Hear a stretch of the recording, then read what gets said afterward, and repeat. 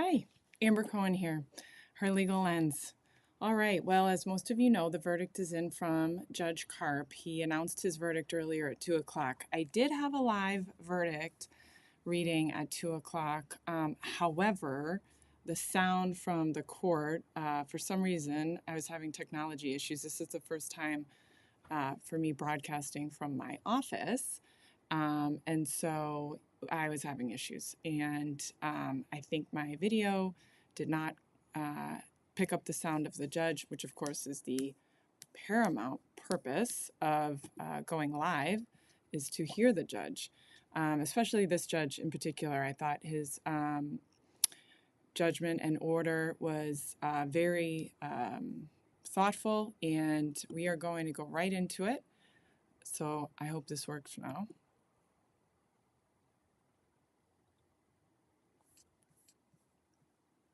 Defendants are present.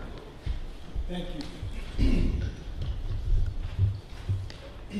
So before I begin, I'd like to speak to our audience members. I understand that this case has generated a lot of passion and emotion, but you must remember that this is a courtroom and not a sports arena. When I announce my verdict, you must not act out emotionally or visibly or audibly react. So you should leave the courtroom if you believe that you will be unable to maintain your composure. I'd like to start with a few introductory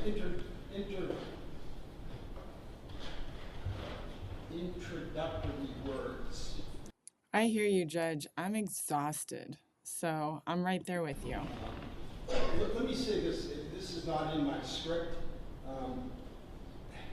This has been one of the more exhausting, hardest things I've had to do as a judge, as an attorney. And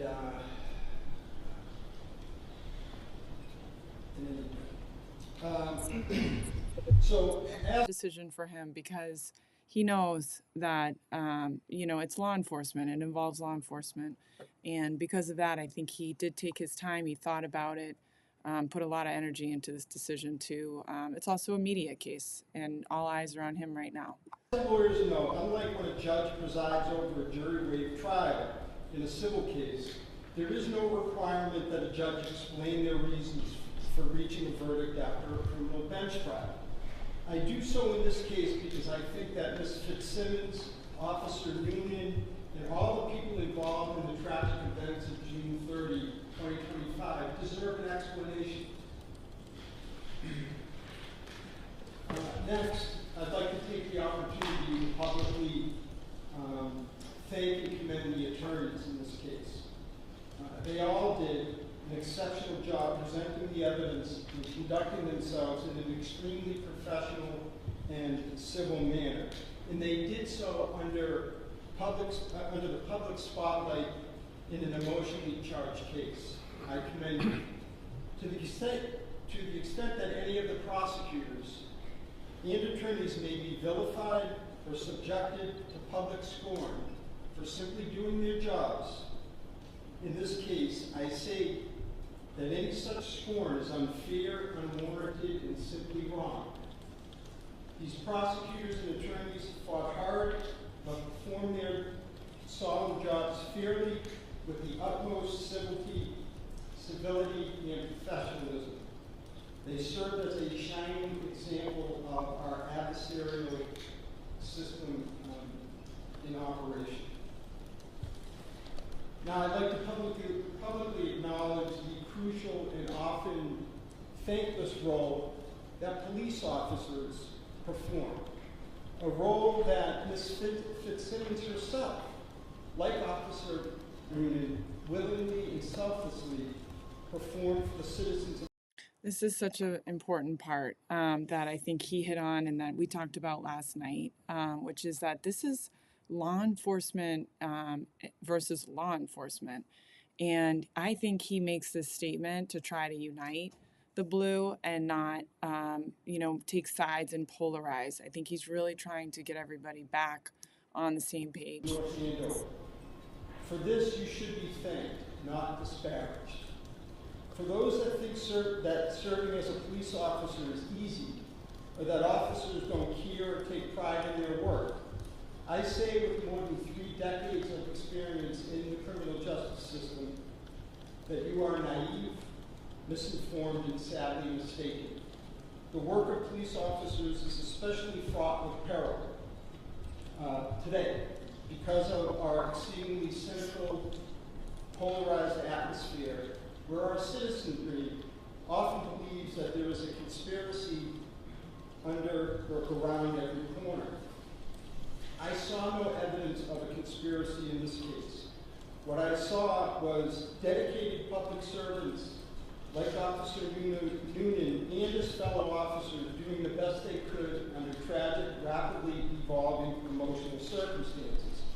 What I also saw was a young woman, Ms. Fitszimmons, who was also a dedicated public servant, react to sudden, confusing, and heartbreaking news.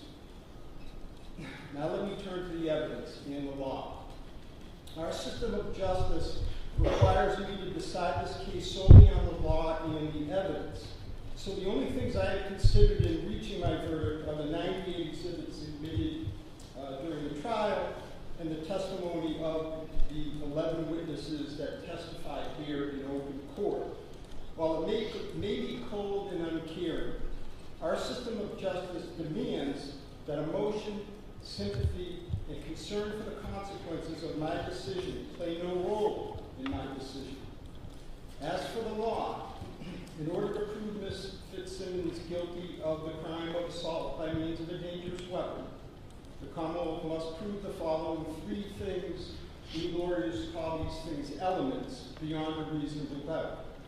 First, that Ms. Simmons committed an assault on Officer Noonan. Second, that Ms. Simmons intended to commit the assault. And third, that the assault was committed by means of a dangerous weapon. The sole issue before me is whether the Commonwealth proved each of these 3 elements beyond a reasonable doubt. And more specifically, under the circumstances of this case, the narrow issue before me is whether the Commonwealth proved beyond a reasonable doubt that Ms. Fitszimmons pointed a firearm at Officer Noonan for any perceptible amount of time. What is not before me are the legality of the issuance of the restraining order to Mr. Alain, the reasonableness of the procedure used by the police to serve the restraining order, the legality of Officer Noonan's use of force and issues regarding the custody of Caden. It is not my place to decide these issues or even mention my thoughts on them. I am thankful for this because my role has been hard enough. What has made my job especially difficult in this case is that by and large, I found the testimony of Officer Noonan and Ms. Fitszimmons to be credible on the material and relevant points. In my experience, this is unusual and somewhat perplexing. On the one hand, Ms. Fitszimmons credibly testified that she never pointed a firearm at Officer Noonan. On the other hand, Officer Noonan testified that not only did Ms. Fitszimmons point a gun at him, that she also pulled the trigger. Both agree that it happened in seconds near a narrow doorway, and the crime scene photos show that the door frame was made narrower by a clothes rack containing police uniforms that was to Officer Noonan's left. The door frame was also made, the door frame was made still narrower when Officer Noonan used it to take cover when he drew his firearm. During the closing argument, the Commonwealth argued that it is scientifically and physically impossible for Ms. Fitszimmons' story to be true because there was a bullet in the chamber, and she said that Officer Noonan shot her without her ever racking the slide after pulling the trigger. I disagree that the evidence reflected that the only way to chamber a round would have been to pull the slide under those circumstances. However, even if I assume that Ms. Fitszimmons lied about not racking the slide, it does not detract from the adamancy and credibility of her testimony that she never pointed the gun at Officer Noonan. about which he was equally as adamant that she did. Perhaps the Commonwealth could have easily met its burden if the officers had been wearing body cameras. But under these circumstances, I am left with a reasonable doubt, and I am duty-bound to find that the Commonwealth has not met its burden to prove that Ms. Fitszimmons committed an assault by means of a dangerous weapon on Officer Noonan, and my verdict is, and must be, not guilty. With that, I will hand the signed verdict slip. Okay, so you can hear the Judge Karp. He was very clear with his decision, and as I suspected when we talked last night, when you narrow the issue down, how Judge Karp did narrow, as the law requires him to narrow it down to the single question of to whether or not the Commonwealth proved beyond a reasonable doubt that Kelsey pointed the firearm at Noonan for any perceptible amount of time. And he didn't, he didn't reach the more broader issues that I think has the media captured. In fact, he said he was grateful that he didn't have to. But the Commonwealth didn't prove this physical act. It's worth unpacking to discuss, but he ultimately found that the Commonwealth did not meet its burden. And you can see the emotion in the courtroom there. That's my girl, attorney Lori Mullen. She's in the back. She's been helping, I know, defend Kelsey Fitszimmons. And so everybody's really, that's one of the officers, Officer Houston, who testified, and I believe he is friendly with Kelsey Fitszimmons. He looks a little somber, probably overwhelmed with emotion on both sides. Anyway, the body camera problem, Judge Karp said explicitly, this would have never happened, right? If Commonwealth had the body cam, that would have easily been able to show whether or not the, gun was pointed at Officer Noonan. And that's a pretty powerful statement from the bench. If North Andover doesn't have body-worn camera, I'd be surprised if it's not happening soon. They're going to get that purchase order out. But, this day and age with the technology we have, there's really no reason why they shouldn't have it. And there's Officer Noonan. He kept his cool. Obviously, he's a trained professional. And I think that, he showed as the judge instructed, to just everybody remain calm there. So lastly, he talks at the end about the credibility paradox, which is one that we talked about through this week, which is Officer Noonan testified very credibly and, and believes, his position, whereas clearly Kelsey took the stand and also testified very credibly. And what do you do with that credibility paradox? Well, it's something that we talked about before, which is that, the tie, if it's a tie, the tie must go to the defendant because that's reasonable doubt in itself. And here the judge essentially said both witnesses were credible, and it was it's a great opportunity to sort of see how this justice system works when the Commonwealth has the proof beyond a reasonable doubt. You can find that the main witness, the complainant here, Officer Noonan, very credible. And you can see that the defendant took the stand in her defense, which she had to do. We knew that sort of early on as well. In order to tell her side of the story, she testified extremely credible. And because of that, she had convinced the judge that the Commonwealth has not met their burden. I do think that the judge did bring up an interesting point about the scientifically impossible the bullet being in the chamber. And the Commonwealth hung its case really on this idea that Kelsey's version of events was scientifically impossible. And the judge did say that he rejected that outright. He said that there is absolutely another way that a round could have made it in the chamber of the gun. And so I think the Commonwealth made a fatal flaw here by wrapping their closing argument around that word impossible, because you never really want to say that, especially to a judge. That overreach, I think, is worth noting. You know, the idea that the evidence, you know, he made it clear he had 92 exhibits, 11 witnesses. That's what was before him. He was not here to make a decision about, you know, whether or not Noonan's use of force was appropriate, whether or not everybody followed procedure with the service of the restraining order, whether or not it was valid restraining order. All of that, none of that. That there was noise for him, although obviously led to the emotion of the case. Watching Kelsey's statements outside the courtroom after the verdict was read, Attorney Bradel and Attorney Coakley made public statements clearly that, you know, very happy with the verdict. I think Attorney Bradel made some comment just another day at the office. You know, I agree. Attorney Bradel works very hard for all of his clients. He did a phenomenal job here for Kelsey, and he should be very proud. He did a nice job, and I'm sure we'll take hopefully a little bit of a break tonight. But either way, you know, the sides, they took their sides, they framed their cases. I think the burden just was not met, and we knew that pretty early on here.